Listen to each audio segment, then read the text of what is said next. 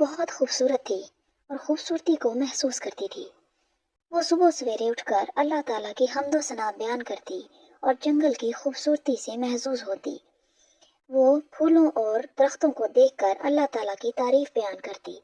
اس روز بھی وہ اپنے گھونسلے میں بیٹھی ہوئی اللہ تعالیٰ کی حمد و ثنا بیان کر رہی تھی، جب اس نے دیکھا کہ دور سامنے سے ایک خرگوش کودتا پھاندتا آ رہا تھا۔ وہ حیران تھی، خرگوش ایک ہی جگہ پر چھلانگیں لگا رہا تھا۔ وہ آگے جانے کی بجائے اسی جگہ پر اچھل کود کرتا تھا۔ ایسا کرنے سے وہ تھک بھی جاتا اور بیٹھ کر سانس لینے لگتا۔ چڑیا حیران تھی کہ آخر خرگوش کو کیا ہو گیا ہے۔ اس نے دل میں فیصلہ کیا کہ اسے خرگوش سے پوچھنا چاہیے کہ آخر اس کے ساتھ کیا مسئلہ ہے، وہ ایسے کیوں کر رہا ہے۔ چڑیا نے خرگوش کی طرف منہ کیا اور بولی، پیارے خرگوش بھیا، آخر تمہیں کیا ہوا ہے؟ تم اس طرح ایک ہی جگہ پر اچھل کود کیوں کر رہے ہو؟ کیا تمہیں کوئی پریشانی ہے؟ کیا تم مجھے بتانا پسند کرو گے؟ مگر حیرانی کی بات یہ تھی کہ چڑیا کے پوچھنے کے باوجود خرگوش بنا جواب دیے ہی جھاڑیوں میں غائب ہو گیا۔ لیکن چڑیا کو اس کی مدد کرنا ہی تھی۔ اس نے سوچا، مجھے خرگوش کے لیے کچھ کرنا ہوگا۔ وہ اپنے گھونسلے سے اڑی تاکہ طوطے بھیا سے مشورہ کر سکے۔ طوطے بھیا کا گھر دوسرے جنگل میں تھا اور چڑیا کو وہاں جانے کے لیے کافی دور تک جانا تھا۔ چڑیا نے مصمم ارادہ کیا کہ وہ خرگوش کے لیے کچھ نہ کچھ ضرور کرے گی۔ جنگل پار کر کے آگے ایک چھوٹی سی ندی آتی تھی جس کے پار طوطے بھیا کا گھر تھا۔ بالآخر چڑیا وہاں تک پہنچ گئی۔ طوطے بھیا آپ میری مدد کیجیے، خرگوش بہت مشکل میں ہے۔ طوطے نے کہا، چڑیا بہن میں بہت مصروف ہوں، تمہاری مدد نہیں کر سکتا۔ چڑیا نے کہا، طوطے بھیا آپ کو میری بات سننی چاہیے، خرگوش واقعی مشکل میں ہے۔ پیاری چڑیا، کیا تم میری بات نہیں سمجھتی؟ میں آج مصروف ہوں، پلیز تم کل آنا۔ چڑیا نے کہا، ٹھیک ہے طوطے بھیا، میں خود ہی کچھ کر لوں گی، آخر خرگوش کی مدد تو کرنا ہی ہے۔ چڑیا نے وہاں سے جانے میں ہی عافیت سمجھی۔ واپسی میں اسے بہت پیاس لگ رہی تھی۔ وہ ایک آبشار پر اتر گئی۔ اس نے وہاں سے پانی پیا۔ اپنی پیاس بجھانے کے بعد اس نے ارد گرد کا جائزہ لیا۔ وہ بہت خوبصورت علاقہ تھا، سبزہ تھا، گھاس تھی، ٹھنڈا پانی تھا، بہت اچھی ہوا چل رہی تھی۔ تبھی اچانک چڑیا کو وہ خرگوش دوبارہ نظر آ گیا۔ وہ پہلے کی طرح ہی چھلانگیں لگا رہا تھا۔ چڑیا بہت حیران ہوئی، صبح سے اب تک وہ تھک چکا ہوگا۔ وہ اپنی جگہ سے اڑ کر اس کے پاس آئی۔ اس نے پوچھا، خرگوش بھیا آخر تم اس طرح سے کیوں اچھل کود کر رہے ہو؟ کیا تم مجھے بتانا پسند کرو گے؟ اگر تم مجھے بتاؤ تو میں تمہاری مدد کر سکتی ہوں۔ ہو سکتا ہے میں تمہاری پریشانی کا حل تلاش کر لوں یا تمہیں کوئی اچھا مشورہ دے سکوں۔ تم مجھ سے بات تو کرو کہ آخر تم اس طرح اچھل کود کیوں کر رہے ہو؟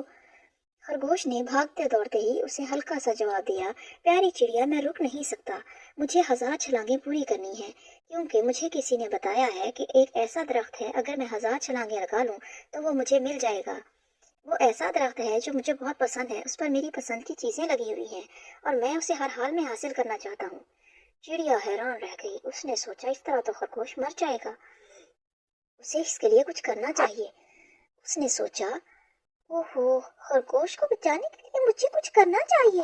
مجھے اس کی مدد کے لیے وہ پھول لے کے آنے ہی ہوں گے جنہیں خواب آور دوائی کے طور پر استعمال کیا جاتا ہے، تاکہ میں خرگوش کی جان بچا سکوں۔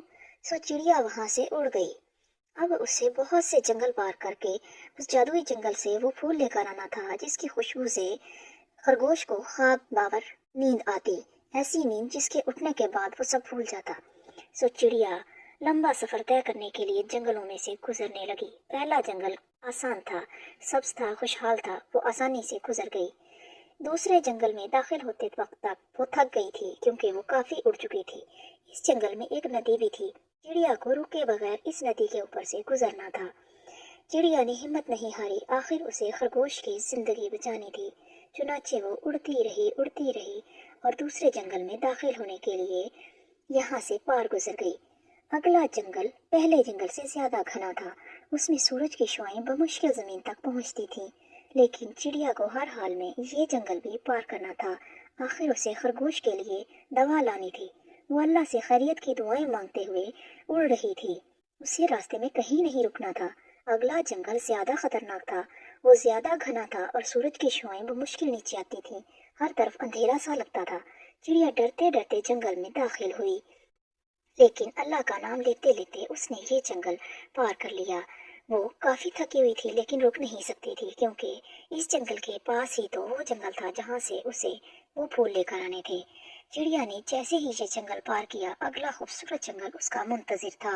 वहां पर हर तरफ खूबसूरत रंग बिरंगे पहाड़, फूल और पौधे थे। चिड़िया उन फूलों को देखकर खुश हो गई। ओहो, ये तो वही पौधे हैं जो मुझे चाहिए। अल्लाह का शुक्र है, अब मैं यहाँ पहुंच गई हूँ। अब मैं इन्हें हासिल कर लूंगी। वो नीचे उतर आई। यही तो है वो फूल जिसके बारे में मैं कह रही थी। इन फूलों को लेकर खरगोश के पास जाऊंगी। इनकी खुशबू सूंघकर वो सो जाएगा। जब जागेगा तो सब कुछ भूल चुका होगा।